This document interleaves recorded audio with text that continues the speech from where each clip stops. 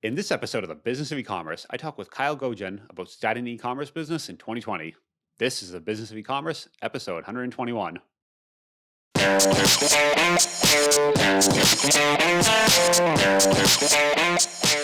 Welcome to the Business of E-commerce, the show that helps e-commerce retailers start, launch, and grow their e-commerce business. I'm your host, Charles Plesky, and I'm here today with Kyle Goguen. Kyle is the founder of Paw Struck, a e-commerce dog treats company.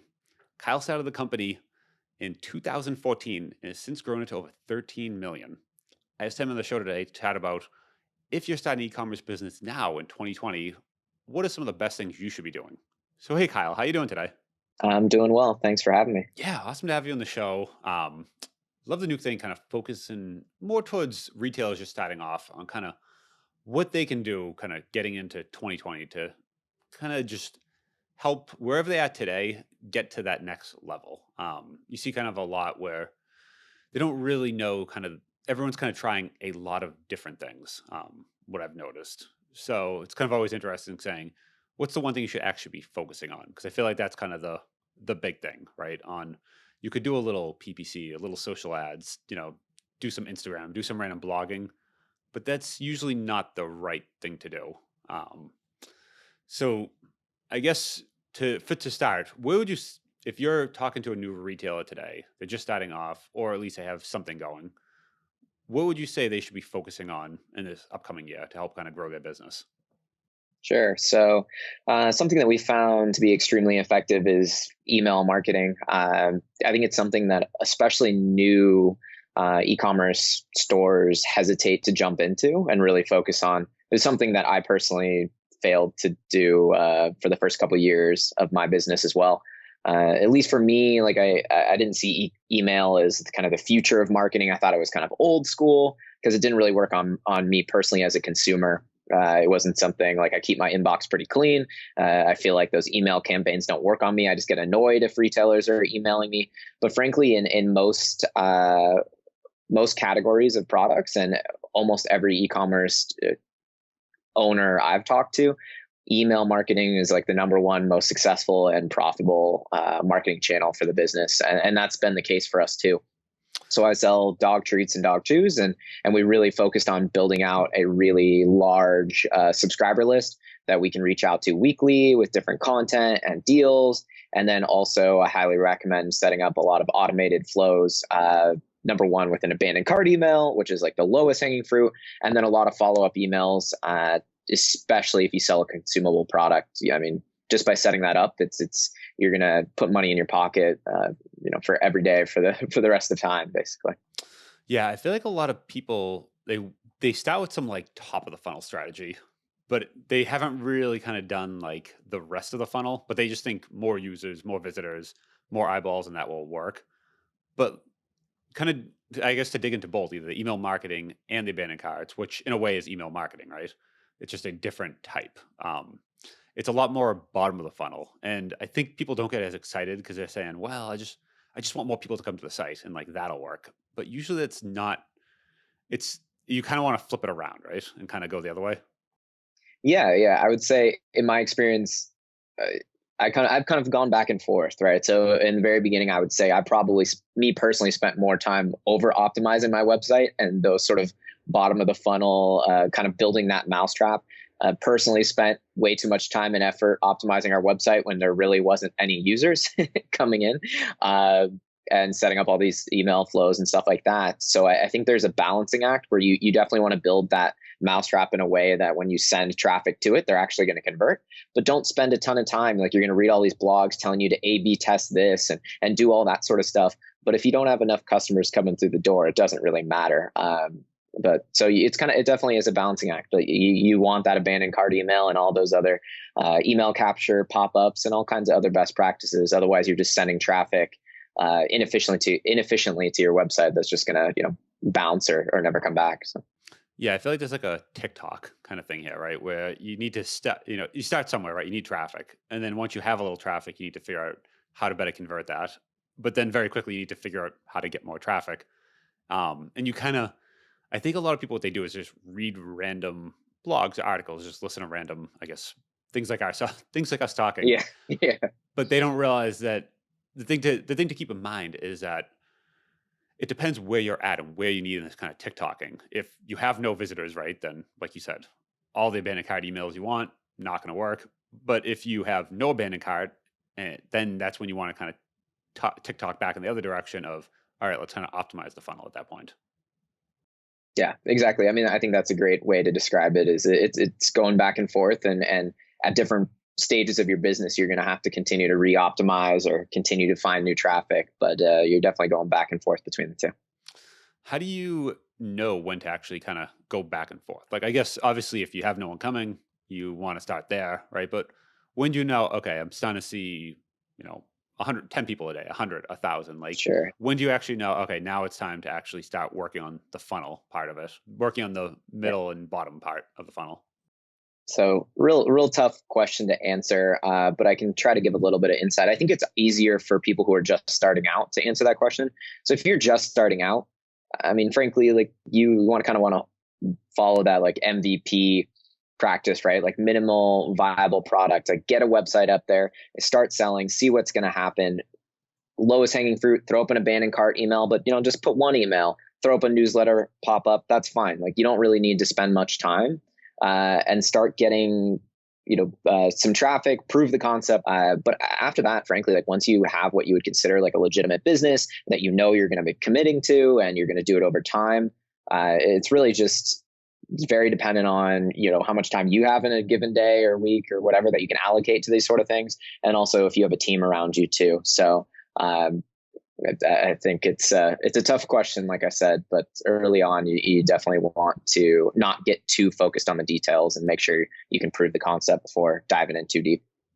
When you guys were getting started, how did you actually start with that top of the funnel, like getting anyone to come? Because I feel like that's where most people kind of get lost. They, go create the big commerce site, Shopify site, whatever it is, launch it, and then just like crickets, and that's it. But like, where did you guys actually start day one of saying, okay, we need to get someone, someone that we don't know, basically someone other than people you put on Facebook, hey, we launched, and some people click on it. But where do people actually go for that next step of now I need to start getting some real Sure. traffic? So very dependent on the products, obviously, that you're creating. But in general, for me, I would recommend looking at Google AdWords. That's a great place to start, or paid ads in general. I mean, that's the easiest way to drive traffic early on. SEO is a much more long-term strategy. So likely that's not going to be your first step. That requires a lot more investment, and you kind of reap the rewards, 3, 6 months to a year, maybe even longer down the road. So paid traffic is probably the first thing I would recommend. That's what we did personally. So I started the business in 2014. We started pretty early on with Google AdWords just because our products fit that pretty well. And then we jumped into social media and some of these other avenues. So I would just kind of pick what makes sense for your business. Like if you see your product being requiring a lot of education, for example, and it's something really revolutionary, Google AdWords probably isn't a good fit for you. And you're going to have to go more towards like a social avenue where you can explain maybe in a video or an image and really show off what your product is. You may have to go towards like Facebook, Instagram ad, or something like that. So just pick one of those paid avenues, dive in, learn as much as you can, possibly hire an agency, and then you'll have some traffic. And then it's just a question if that traffic is affordable and you can get them to convert. Yeah. So when you guys were launching, you kind of knew. So you sell dog treats, right? And there's Yeah. people literally typing in "buy dog treats" into Google. Like this, like there's keywords, and there's probably 100 other Mhm. ones, very a little more niche. But there's just an audience ready, and they're just looking for it. And all you need to do is figure out how to get in front of them, and bring them to your site at that point. Yeah, exactly. So we were in that, I guess, that kind of favorable position early on that a lot of our products were keyword driven. So it was like people knew how to find our products. It wasn't like we invented something revolutionary. We have our brand and our story that we tell because our products are better than our competitors, in our opinion. But yeah, we had a built-in audience already looking for our similar types of products. So that's why Google AdWords was perfect. So someone looking for dog treats, we could run an ad to them and then sell them from day one. Like I said, if your product is a little bit different and more unique, then you're probably going to have to go with the different strategy. What do you say to the people that kind of starting off, and I see this all the time, where folks are kind of just getting going with paid, and stuff's not converting the way they want. And they look and say, hey, we spent, you know, whatever, $10 to basically get like a $5 sale and that sort of thing. And they're looking at like these very like small numbers and trying to extrapolate that to like, "Hey, this doesn't work," or something like you see people looking at small numbers and try to extrapolate that. What do you kind of say to those people? Yeah, I understand where they're coming from. I mean, I did the same thing, and I would say most new entrepreneurs on a budget probably are feeling the same thing, right? Like you want that instant success. You put time, effort on the line, maybe some money. You take in some risks, and you're hoping that you can just turn on some ads and start crushing it right out of the gates. So just at least hopefully you can feel a little better knowing that most people are in the same boat as you. But yeah, don't make any assumptions too early on, right? So if you're running Google Ads and you really think you've done the research, you think it should be working, don't turn it off after a week if it's not performing. You just got to keep at it, make adjustments, move on to different blogs or whatever resources to learn how to do it, or hire an expert, hire a consultant, hire an agency, whatever it is. To try to make it work. I mean, ultimately, at some point, you may have to pull the trigger or pull the plug, rather, if it's truly proving to be not a profitable or a way that you can really acquire customers. But just don't give up is the point. Like you kind of have to remember that this is you're paying to learn essentially. Like you're losing money on those early ads, and that's okay because you're basically paying for that education, and no one's going to be perfect out of the gates unless you have some background, or if you get lucky, or you have the perfect product, I guess. Yeah, and I feel like on those initial ones, right? If we're talking about the whole TikTok, you're not going to have your abandoned cart email set up. You're not going to have your retargeting set up or clicking array that well. So let's say it is costing you $10 to acquire a $5 customer, whatever it is. In At some point, that might become profitable once you get the rest of the funnel actually working better. But it's hard to know at the beginning. Is that Should we just like scrap this and move on? Is this not working? Because it might end up being great, and maybe you're doing the right thing there. You just don't know yet, which is always interesting. Yeah, and I guess another few things to throw in there too. So it really depends what you're selling. So if you're selling a consumable product, there's also some consideration when it comes to profitability, right? Like lifetime value of a customer. If you know they're going to continue to shop with you, I sell dog treats, so I know if the dog likes it, like the owner is going to come back and buy many times from us. So you have to take those sort of things into account. And when you're first starting, it's nearly impossible to come up with a lifetime value, but just kind of keep those kind of ideas in the back of your head. And then another thing which is important too, some kind of what we were saying, don't get discouraged. Don't get too excited. Also, if you're seeing really good results from the beginning, you're driving, $100 worth of sales and it costs you $5. That's terrific. But a lot of the time that sort of success also doesn't scale. There's only, when it comes to Google AdWords, there's only so many people looking for those specific keywords in a given month. So it doesn't necessarily mean you're going to scale that up and be spending $1 million in ad spend and with a 5x ROI, long term. Same with Facebook and Instagram and a lot of these other areas where you can pay for traffic. Scaling that traffic up is really difficult. And generally speaking, as you grow it, it becomes less and less efficient. Yeah, I feel like AdWords is one of the tougher ones too, right? Because you could find some niche keywords that are great and they convert like gangbusters, but maybe there's only 10 people searching those a day. And you can buy all 10 and they all convert, but then you just need more keywords. And it's not like if you're talking social, right? Like, and you're saying, hey, I just want to advertise to all the dog owners in North America from 18 to 35, you could pretty much just keep going forever at that point. Like almost. But when you're talking search, you don't have that kind of forever. You have to constantly be kind of, okay, we're tapped in on this keyword. Let's think of the next one. Okay, we've done it. Let's think of the next one. You need to constantly be kind of moving and doing better at that. Yeah, exactly. With those keyword driven platforms like Google AdWords, Bing, if you're selling on Amazon, Amazon's platform is very similar as well. It's people looking for a specific keyword or product. Then it's a fixed amount. So unless you're coming out with new products or there's new trends out in the market, it's not really going to change a whole lot. So you'd have to change something else, or you need to kind of jump into a different platform to get more users or customers. Yeah. Going back to the email marketing side, kind of one of the other things you see all the time is folks just have trouble getting people, like pulling an email address out of someone, right? And you kind of see the classic thing. offer them a discount in exchange for the email. Hey, put this little pop up, enter your email, and we'll send you a $10 off coupon, whatever it is. Is that something you've done, or is it something else you'd recommend? Where would you kind of go there? Yeah, we've tried a lot of different things when it comes to capturing email, and we've gone back and forth with discounts of different values, and it comes down to really just testing it with your audience. Like, your audience is going to be different than mine, and you need to figure out what works best for you. Generally speaking, some sort of offer is really good. But maybe you don't want to make an offer from the get-go. Like, if you see someone come to your website, maybe you don't want to give them a discount right away, but you're really doing a discount, like an abandoned cart discount, right? You can do those pop-ups that pop up when someone's leaving the cart, and that's where you hit them with the discount, because you want to obviously keep as much money in your pocket as possible. And also, you have to remember, like, the quality of your customers too. Like, ideally, you're attracting people who are actually interested in your products, and then those sort of people are much more inclined to give you their email address and be interested in your products on a regular basis. Like, you don't really want just deal hunters who are just going to unsubscribe from your email list as soon as you start emailing to. Anything just requires a lot of testing. I would start with like a smaller discount. You can try percent off, you can try a dollar amount off, you can test both of those against each other, see what really works.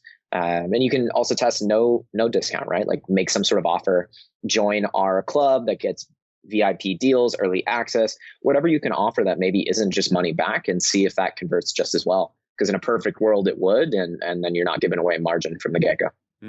Gotcha. Yeah, I think a lot of people miss that part, right? On if you offer a coupon, a lot of people are just going to sign up, get the coupon, hit unsubscribe. So if you kind of are looking at the wrong numbers, you're going to say, hey, 10% of people click and sign up for this, but out of that, 98% of people unsubscribe. So what's the point? And if you kind of don't see the whole way through that, you might easily miss that unsubscribe rate when it comes to the sign up on that form.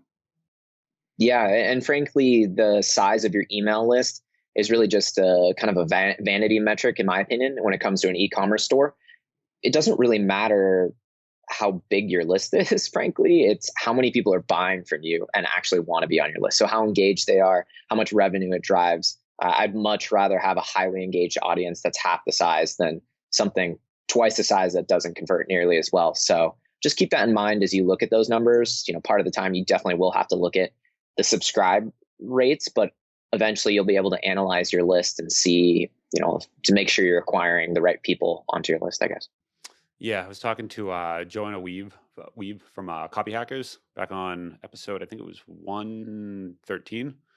And one of the big things she mentioned, which is super interesting, is being sure to tag users using what they're interested in, right? So let's say a particular type of dog treat, or they have a particular type of dog that, they have a husky and you have these large dog treats. You're not going to advertise the small ones the most. Maybe a bad analogy, but you know where I'm going. And right there alone, so instead of saying, hey, we have an email list of 100,000 users and we just blast them all with a lot of stuff that they don't care about, you then start to know out of those 100,000, only really 2,000 are in the special niche. But if you email them that exact offer, you're going to get this, like a 90% open rate. Versus if you email the whole list, you're going to get the same 2,000 people to open it. Have you ever done any kind Right. of Yeah. segmentation like that and tried that? Yeah. The more segmented you can get, the better. I mean, I think everyone would agree with that. It is a kind of an equation you have to do in your head, how much time you have and how much effort you want to put in. Kind of like what we were talking about earlier, right? If your list is 100 people, you're not going to spend a bunch of time segmenting that list into 4 different buckets and customizing the email 4 different ways, most likely, unless you have a really high priced item. But if you have once you get into like a larger list, you definitely want to segment as much as you can. So the easiest example and most obvious example I could say when it comes to our store is we do sell some cat products, right? And the last thing we want to do is send an email with dog treats to cat owners or vice versa. It makes no sense. They're definitely not going to buy, and they're probably going to be pissed off that they got sent something that is irrelevant to them. But like you said, like if we know the size of their dog or what types of products they've purchased in the past, all of that information is extremely useful to target them better, and write copy kind of focused on that type of customer and their needs it'll open, you'll have better metrics across the board, open rate, click through, conversion, all of the above. Yeah, totally agree. I think that's, and again, it's kind of goes back to the TikToking, like you said, right? So if you have that 100-person email list, don't don't listen to anything we're saying. Go out there and buy some AdWords. But if you have that, 1,000, 10,000, 100,000, that's when you want to start segmenting. And you can even start collecting the data early on. But because there's a lot of email providers now that are just sitting behind the scenes, listening, tagging, collecting. And that's great to implement early on, but you don't need to actually act on it until you really have any sort of volume, which is kind of a big thing there. Yep, that's a great point. How do you know? So we were talking before, and one thing you mentioned is how to know when it's the right time to start a business. I found that that's interesting because I feel like a lot of people don't think about that when they kind of got into it. Well, Yeah, yeah. I think a lot of people are excited by the idea of starting a business. They've always wanted to. They're kind of ready, or unsure if they're ready to really make the jump. And in my feeling, the easy answer is now. Like, there's no better time than the present, right?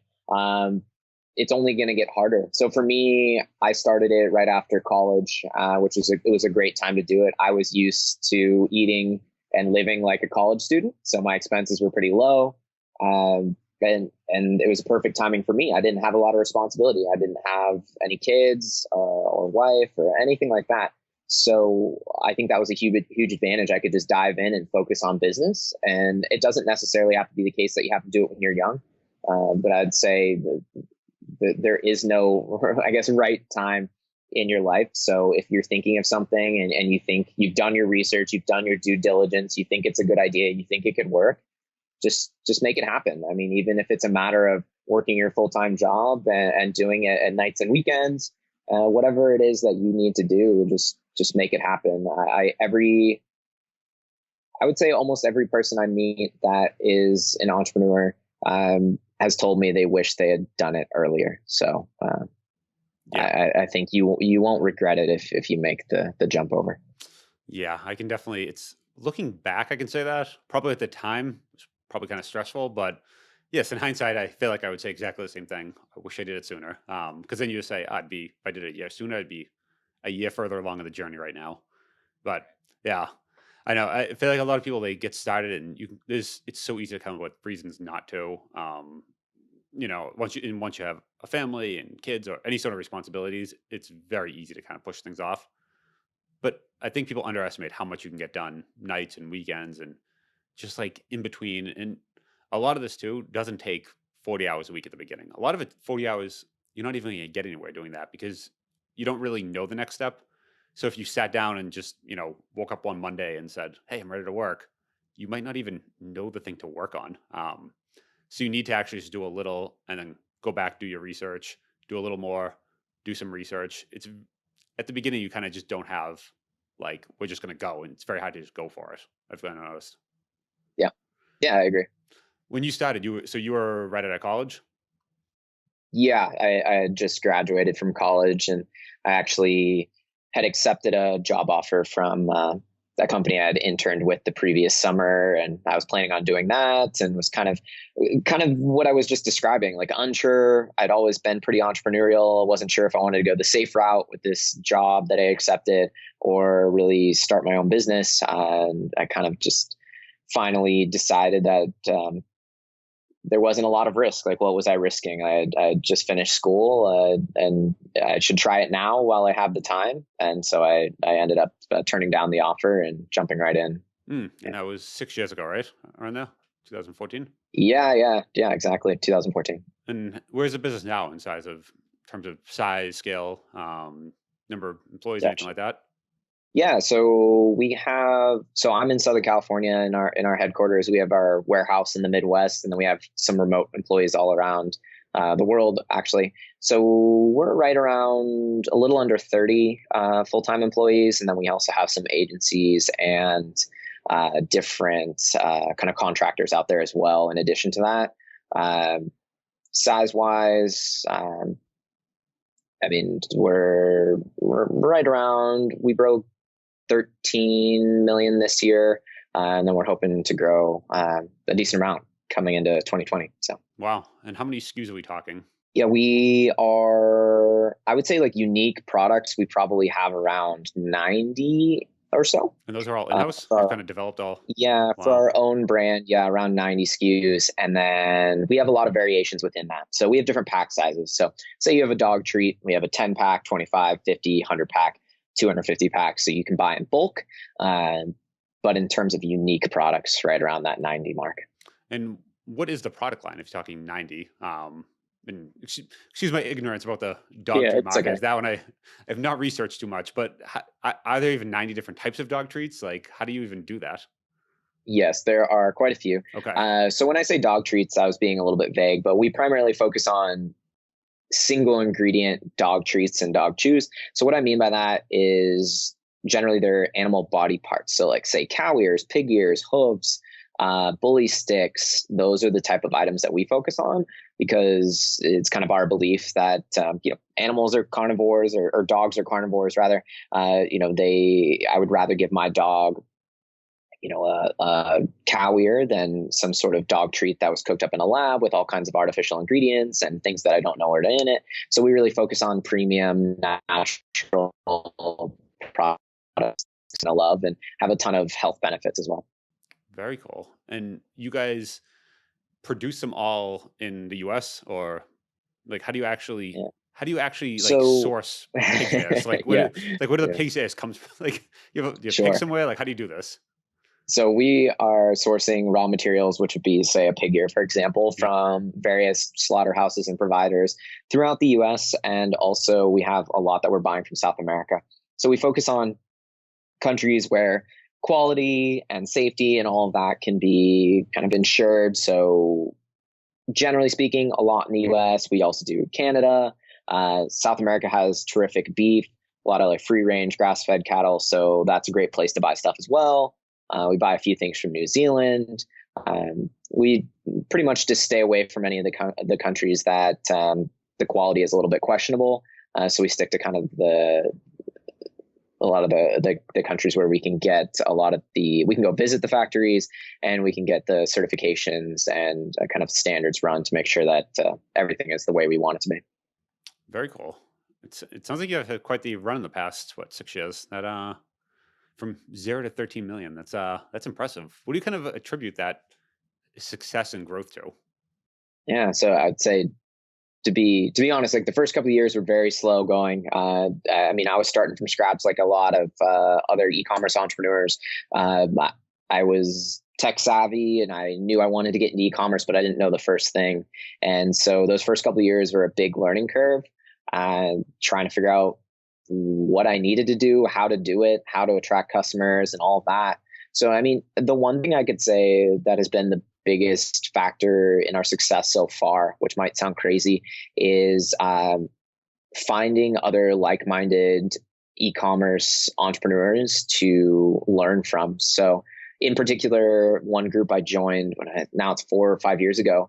Is e-commerce fuel, so it's an online forum for e-commerce business owners, and that frankly was a big turning point in my career because up until that point I was basically just running things solo, trying to figure it out on my own. And I read as many blogs and articles and listened to everything I could, but I didn't really have anyone to talk to about it. I didn't have anyone to bounce ideas off of or learn from or anything like that. It was pretty lonely, frankly. And then once I joined that group, I was able to go to some in-person meetups, meet other people in my exact same shoes, but maybe a little bit more advanced, like a year or two ahead of me, and just constantly just sucking up as much information as I possibly could from all these people. And then now looking back, like 4 years later after I joined that group, I have a large network of really close friends at this point that we're constantly in contact. I have a group that I'm meeting with on a monthly basis via Skype. We hold each other accountable. We talk about the new best marketing tactics. We talk about tough stuff like HR problems, employee issues, hiring, firing, everything in between. And frankly, if I didn't have that network, it would be much lonelier, and I don't think I would be nearly close to where I am today. I like that. Yeah, it took me. I did something similar. It took a while. I was actually, we're talking before the show, going to a trip after this with a bunch of folks, kind of doing something similar, and literally staying in a house with, like 8 other people and we're all, and it's basically like a mastermind over the course of a week and things like that. I find are super helpful. How did you find that mastermind group? Would you call it a mastermind? The kind of is it Yeah, weekly, yeah. monthly? Yeah, the one that I'm meeting with monthly is, we call it a mastermind. So there's 9 of us. I met all those people through eCommerce Fuel. So that forum, I can attribute that forum to a lot of my success. Frankly, like I've met a lot of people through there, and that's kind of uh, broken off into a lot of these different groups and meetups that I'm a part of because of that. Very cool. Do any conferences at all, or is it all kind of mostly online? Yep. Yep. Yeah. So the e-commerce fuel has a conference I'm going to next month, I think. And then I go to a few other conferences throughout the year as well. I prefer conferences that are much more like kind of like a mastermind, like you said, like it's a lot of networking, collaborating with your peers. I find that much more helpful than going to conferences where it's a lot of vendors pitching you on their on their different softwares and whatever else. Those are useful if you don't know what's out there, but at a certain point in your business, after many years, you kind of know what's available, and you don't really need that, and you just need to just learn from what other people are doing. Very cool. Yeah, I definitely I've noticed over years you kind of build up a network, and at some point you have questions and you kind of just roam around on Google searching them and hoping you get an answer, but at some point you have enough of these contacts built up where you can just go into, your Facebook group or a private Slack channel or whatever it is that you're in, and just kind of, hey, I have this really complex this HR issue that I can't say publicly or whatever it is.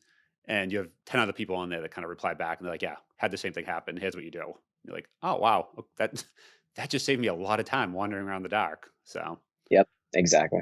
very cool. All right. It was great chatting. I appreciate all the insight. If folks want to find you, kind of see more about you, what can they do so? The easiest way is you can check out our website. It's pawstruck.com, and then I'll help you put in the show notes my LinkedIn. Happy to connect there with anyone. Awesome. I will include that on the notes. So thanks a lot for coming on. Yeah, of course. Thanks for having me.